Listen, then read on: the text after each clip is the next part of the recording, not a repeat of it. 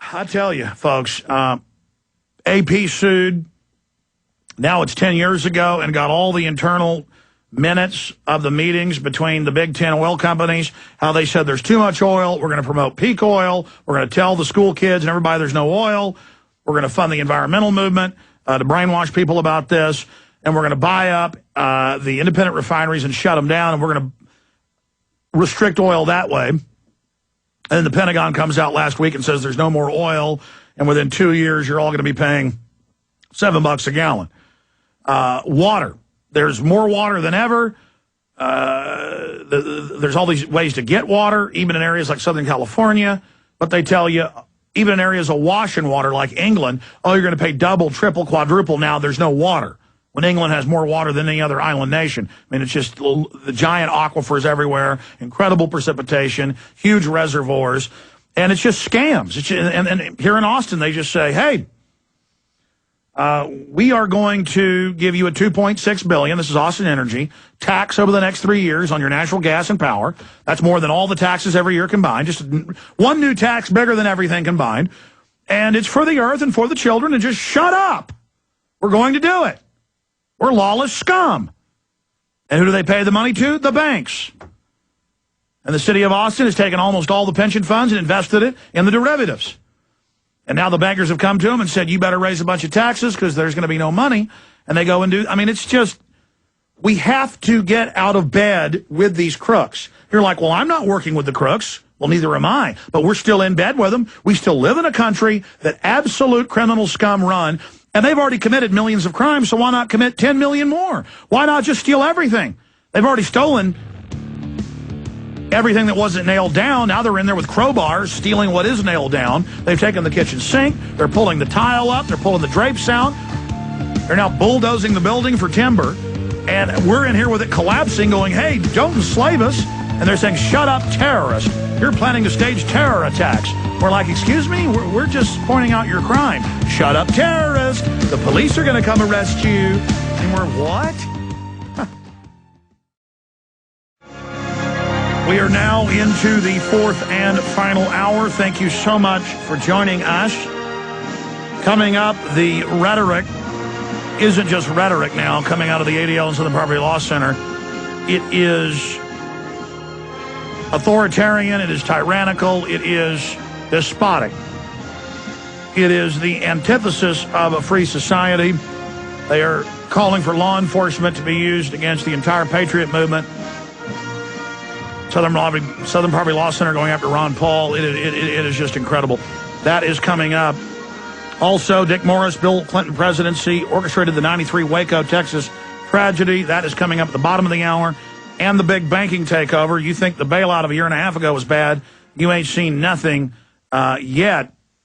But right now, I wanted to go back to a few of your phone calls. Let's talk to Judy in New York. You're on the air, Judy. Thanks for holding.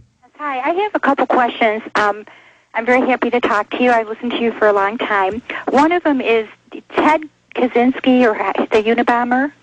Do you know much about what was behind that? Yes, the L.A. Times reported he was a deep-cover CIA operative, also involved in the MK Ultra program, and he was basically set up. And how they do that is they threaten to kill your whole family if you don't, basically indict yourself. And so he's just one of their people they set up.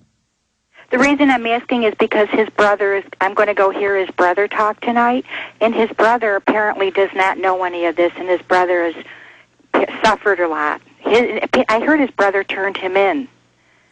But well, I mean, his brother doesn't know that it was in the L.A. Times in an article by Alexander Cockburn, who went and got the records from Harvard and, was it Stanford? Guys, Google Theodore Kaczynskis, CIA, L.A. Times. Let me get that exact university correct.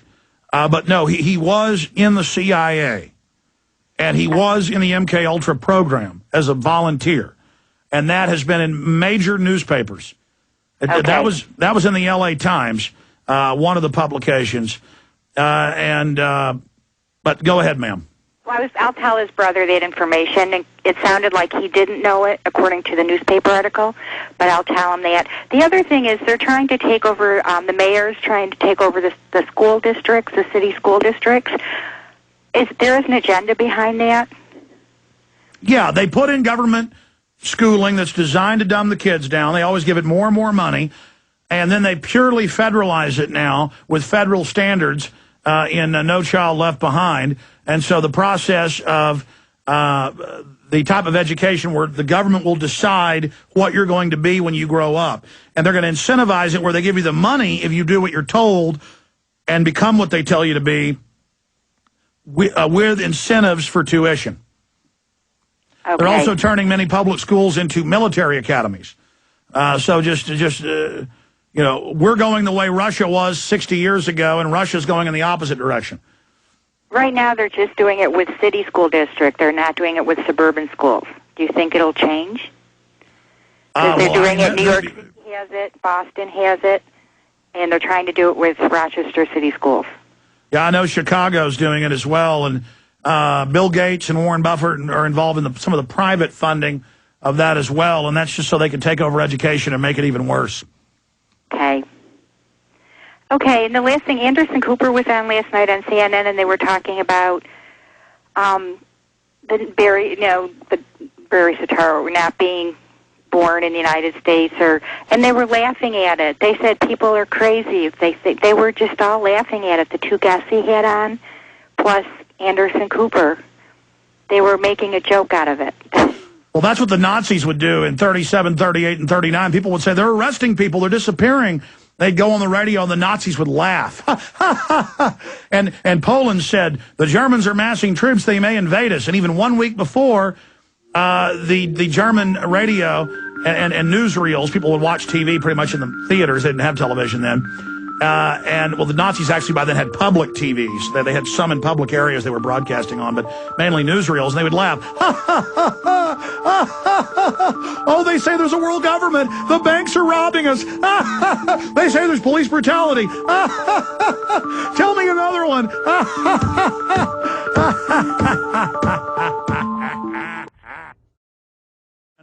For those who just joined us, we had a caller asking about Ted Kaczynski, the Unabomber, and what his story was. And without spending a lot of time on this, because I've got to get to the most important news of the day here in the last hour, here's a counterpunch written by Alexander Cockburn. He also wrote an article for the LA Times on this. This is Ted Kaczynski, the CIA, and LSD. And then this goes into the Harvard records of him volunteering for CIA mind control experiments and his connections to the CIA. If people want to read that, it's Ted K., the CIA, and LSD. I was right, it was Harvard that he worked with the CIA with. Okay, this next issue, I've already covered it some earlier, but I want to speak to it now in more detail, is so horrible, so off the charts, so bad,